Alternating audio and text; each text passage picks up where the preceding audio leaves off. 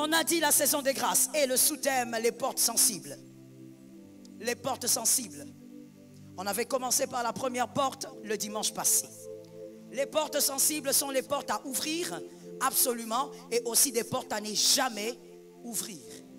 C'est ce qu'on avait donné comme précision. Les portes sensibles au pluriel sont les portes à ouvrir pour certaines et d'autres à ne jamais ouvrir. Si tu aimes ta vie, n'ouvre jamais. Et on a la première porte, c'était la porte de la femme. Merci, vous êtes bénis. La femme de Potiphar. C'est la porte à ne jamais ouvrir. Cette porte-là qui vient vous acculer seulement lorsqu'il est dit après ces choses.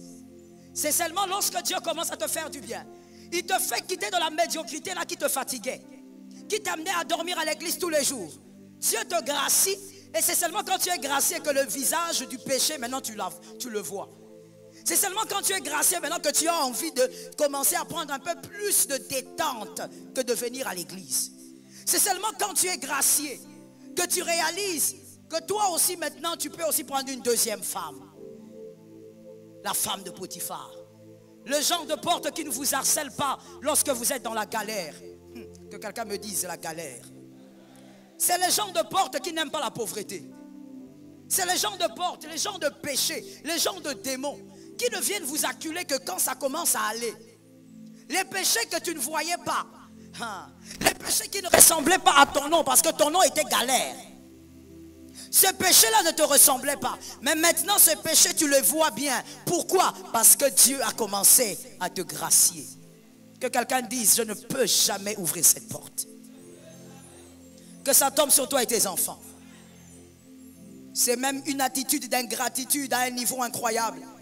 Dieu t'a fait grâce alors que personne ne pouvait te sortir du gouffre.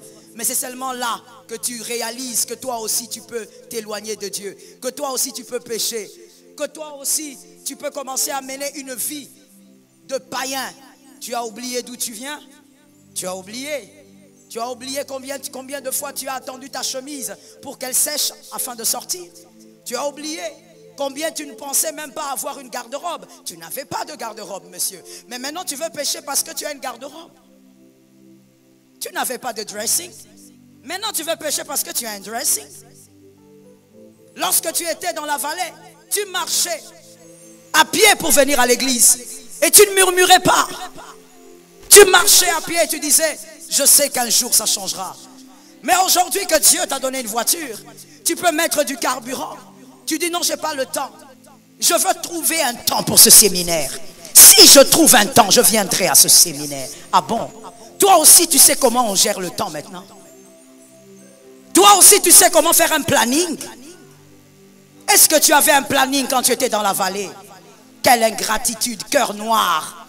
La Bible a raison, le cœur de l'homme est tortué par-dessus tout. Qui peut le guérir, qui peut le curer? Voilà pourquoi, bien aimé, moi l'ingratitude de l'homme ne me fait plus rien, ça me fait rire. Parce que si l'homme peut être ingrat avec Dieu, je n'attends rien de l'homme. Quelle ingratitude! Lorsque tu étais dans la vallée, tu mangeais quand quelqu'un, Dieu envoyait un corbeau, quand Dieu envoyait quelqu'un avec un 20, un 10 $, il t'envoie ça et voilà, tu peux prendre ton repas. Mais aujourd'hui, lorsque tu as de l'argent dans la poche, tu trilles, tu regardes et tu prends le 500 francs déchiré, tu mets dans la corbeille, tu dis voici l'offrande. Ah bon? Toi aussi tu triais l'argent. Tu sais comment on trie l'argent aujourd'hui? Toi aussi tu sais comment on classe l'argent aujourd'hui? Mais tu ne classais pas parce que tu n'en avais pas. Tes poches étaient tellement vides que des fois tu te posais la question, si le nom de tes poches était vidange. Tu as oublié. Mais tu es tellement ingrat que maintenant quand Dieu te bénit, vous savez quand je parle de ces choses, c'est la porte de la foi passée. Mais j'insiste là-dessus parce que il y a quelqu'un qui est assis qui dit non, moi de toutes les manières si Dieu me bénit je ne prendrai pas de femme, si Dieu me bénit je ne serai pas impudique. Non, tu ne seras pas toutes ces choses-là, peut-être, mais tu seras autre chose. Tu seras arrogant alors qu'à la fin des cultes, quand tu étais dans la vallée, tu disais bonjour à tout le monde avec respect. Mais quand Dieu va te bénir juste un peu, il te fait goûter mon frère, ce n'est même pas la bénédiction. Quand il va te faire goûter, c'est là maintenant qu'après les cultes, toi si tu es pressé, tu as des rendez-vous. Qui prenait rendez-vous avec toi? Est-ce que toi tu avais des rendez-vous? Toutes tes journées tu les passais à regarder le ciel. Les seuls rendez-vous que tu avais c'était avec la lune et le soleil. Aujourd'hui toi aussi tu as des rendez-vous. Donc tu ne peux même pas prendre 3 minutes pour saluer ton frère après le culte. Tu as des rendez-vous ingrats. Que quelqu'un me dise ingrat. Répète encore, dis-moi ingrat. Tu es ingrat. Tu dis, j'ai pas le temps. Moi, j'ai le temps pour autre chose. Quand tu étais dans la vallée, Jésus avait le temps pour toi. Quand tu étais dans la vallée, Jésus avait le temps pour écouter tes prières bizarres. Vous savez, des fois, quand on est dans la vallée, on est dans la souffrance. On a même des prières bizarres. Des prières qui n'ont ni tête ni queue. Tellement que tu souffres. Tu lances des prières, même l'ange dit, hey, c'est quoi ça?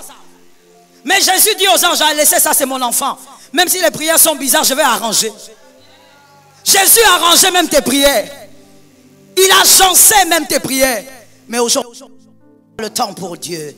Tu n'as pas le temps pour tout ce qui concerne Dieu. Toi, tu as des rendez-vous. Des rendez-vous avec les humains. La femme de Potiphar, après ces choses, sois délivré au nom de Jésus. Cet amen-là, celui qui l'a dit, est comment? Et celui qui n'a pas dit, est comment? Je dis, sois délivré au nom de Jésus. La deuxième porte, cette fois-ci, c'est une porte à ouvrir absolument. Quand on est dans sa saison de grâce, il faut absolument ouvrir cette porte. Que Dieu t'aide. Jonas 2, 1 à 11. Jonas 2, 1 à 11. Je lis au nom de Jésus. L'Éternel fit venir un grand poisson pour engloutir Jonas. Et Jonas fut dans le ventre du poisson 3 jours et 3 nuits.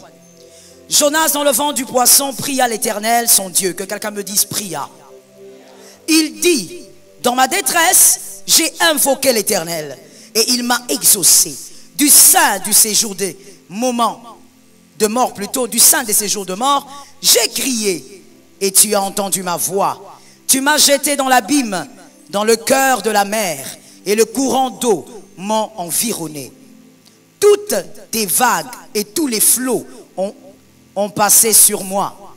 Je disais, je suis chassé loin de ton regard, mais je verrai encore ton saint temple. Les eaux m'ont couvert jusqu'à m'ôter la vie. L'abîme m'a enveloppé. Les roseaux ont entouré ma tête. Je suis descendu jusqu'aux racines des montagnes. Les barres de la terre m'enfermaient pour toujours. Mais tu m'as fait remonter vivant devant la fosse. Éternel, mon Dieu, quand mon âme était abattue au-dedans de moi, je me suis souvenu de l'Éternel et ma prière est parvenue jusqu'à toi dans ton saint temple. Ceux qui s'attachent à des vaines idoles éloignent de la miséricorde. Pour moi, je t'offrirai des sacrifices avec un cri d'action de grâce. J'accomplirai les vœux et que j'ai fait. Le salut vient de l'Éternel. Parole du Seigneur. Ça, c'est Jonas. C'est Jonas qui est en train de parler. La Bible dit, il est dans le ventre du poisson. Depuis 3 nuits, depuis 3 jours. Dans le ventre du poisson. Le ventre du poisson pour Jonas, c'était la grâce. Cet homme ne méritait même pas le ventre du poisson.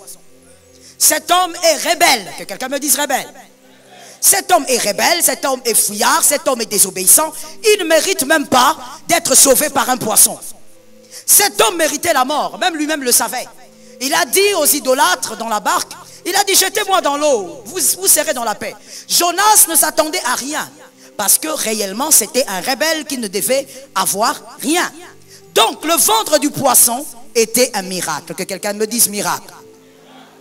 Le ventre du poisson était la grâce. Pourquoi Dieu a envoyé ce monstre marin? Parce que Jonas était dans sa saison de grâce. Dans la saison de grâce, la mort ne peut pas vous atteindre. Ça tombe sur moi-même. Dans la saison de grâce, la mort ne peut pas toucher à votre maison. Dans la saison de grâce, même si l'ombre de la mort essayait de rôder autour là, mais la mort ne vous atteindra pas. Parce que vous êtes dans la saison. Et donc Jonas, lui, était dans sa saison de grâce. Jonas, Dieu lui avait fait grâce parce qu'il ne méritait pas tout ce qu'il était en train de vivre. Dans cette position-là, Jonas avait compris certaines choses importantes que nous devons aussi appliquer aujourd'hui. Jonas avait compris que dans la grâce, dans la saison de grâce, il y a 3 catégories de personnes. 3 catégories de personnes. Je ne sais pas là où toi tu vas te positionner sur les 3 catégories, mais j'espère que tu vas te positionner quelque part. Il y a 3 catégories de personnes. La première catégorie, ce sont les personnes qui savourent la grâce, qui rendent au Seigneur des actions de grâce pendant leur saison. Ce sont des personnes qui louent le Seigneur lorsqu'elles réalisent qu'elles sont dans leur saison de grâce. Ce sont des personnes qui célèbrent Dieu tous les matins pour ce que Dieu fait. Ce sont des personnes qui sont reconnaissantes. Mais elles se limitent là. Elles se limitent à la reconnaissance. Ça, c'est la première catégorie de personnes dans la saison de grâce. Elles sont tellement reconnaissantes envers Dieu, mais elles se limitent là. Et il y a une deuxième catégorie. La deuxième catégorie regorge de personnes qui ne reconnaissent même pas que c'est la saison. Ce sont des personnes qui sont dans une saison extraordinaire et qui vivent de manière ordinaire. Ce sont des personnes qui sont loin de vivre les impacts de la grâce. Pourquoi? Ben voici la raison, elle est simple. Quand on ne réalise pas qu'on est dans une saison extraordinaire, on n'agira pas de manière extraordinaire. Lorsqu'on ne réalise pas qu'on est dans une saison extraordinaire, on ne réagira pas de manière extraordinaire. Or, lorsque vous êtes dans une saison extraordinaire et que vous agissez de manière ordinaire, vous allez affadir la grâce. Lorsque vous êtes dans une saison extraordinaire, mais que vous ne connaissez pas, que vous ne réalisez pas, vous allez agir de manière ordinaire. Mais celui qui réagit de manière ordinaire dans une saison extraordinaire est en train d'affadir la grâce. Et donc les impacts de la grâce finiront par s'éteindre. Parce que vous ne savez même pas dans quoi vous êtes. Dieu vous a fait du bien, mais vous ne réalisez même pas. Dieu vous a gracié, mais vous ne réalisez même pas. Vous allez éteindre les impacts de la grâce. Alors un conseil gratuit avant de passer à la troisième catégorie. Lorsque vous êtes dans une saison extraordinaire, soyez d'abord au courant que vous êtes dans cette saison. Ça tombe sur celui-là. Lorsque vous êtes dans une saison extraordinaire, soyez d'abord conscient que vous êtes dans une saison extraordinaire. Et la deuxième chose à faire, quand on est dans une saison extraordinaire, c'est d'agir de manière extraordinaire.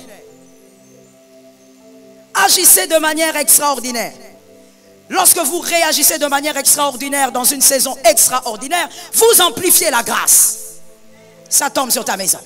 Vous amplifiez la grâce. Et lorsque vous êtes dans une saison, ça c'est un autre conseil de sagesse. Et même lorsque vous êtes dans une saison qui n'est pas extraordinaire, réagissez quand même de manière extraordinaire. Parce que quand vous réagissez de manière extraordinaire dans une saison ordinaire, vous attirez le surnaturel dans le naturel. Au nom de Jésus, vis le surnaturel dans ton naturel. Et donc, de toutes les manières, mon frère, voici la conclusion. Réagis ou agis de manière extraordinaire tout le temps. Et tu vas attirer le surnaturel de Dieu. La troisième catégorie, c'est cette catégorie de Jonas. Ce sont les personnes qui comprennent que la grâce est là, qui réalisent que la grâce est présente, qui réalisent qu'ils sont dans la saison de grâce. Mais ces personnes ont compris quelque chose, qu'il est possible de vivre plus, qu'il est possible d'attirer ce qui n'existe pas encore. En d'autres termes, ces personnes ont compris qu'il est possible de rendre la grâce plus éloquente. Ça tombe sur moi-même. Il y a quelqu'un qui ne comprend pas ici. Il est possible de rendre la grâce plus éloquente. Il est possible de rendre la grâce loquace. Il est possible de ne pas se limiter à la saison, de ne pas se limiter à ce que tu célèbres. Il est possible de célébrer plus que tu célèbres. Il est possible de célébrer plus que ce que tu vois. Alors Jonas a compris qu'on peut rendre la grâce plus loquace, qu'on peut rendre la grâce plus éloquente. Jonas a ouvert la porte qui permettait à la grâce de parler même là où elle ne devrait pas. Que la grâce parle dans ta vie même là où elle doit se taire. Ça tombe sur toi 3 fois. Et cette porte, c'est quoi? Cette porte, on l'a vu dans ma lecture, dans Jonas 3:9. Jonas, le même chapitre, hein, chapitre 2. Jonas chapitre 2, 3 à 9. Jonas chapitre 2, 3 à 9. Dans ce verset-là, Jonas est en train de prier. Jonas n'est pas en train de se plaindre. Jonas prie. Bientôt s'affichera à ta gauche une vidéo où Pasteur Joël te parle de la dîme et de ce que tu perds lorsque tu ne paies pas ta dîme. Beaucoup de chrétiens pensent que lorsqu'on demande de payer la dîme, c'est juste une formalité, c'est juste pour donner à Dieu. Ils ne savent pas le secret spirituel qui se cache derrière le fait de payer la dîme. Clique et regarde la vidéo et découvre ces secrets que beaucoup de chrétiens ignorent. Vous êtes bénis.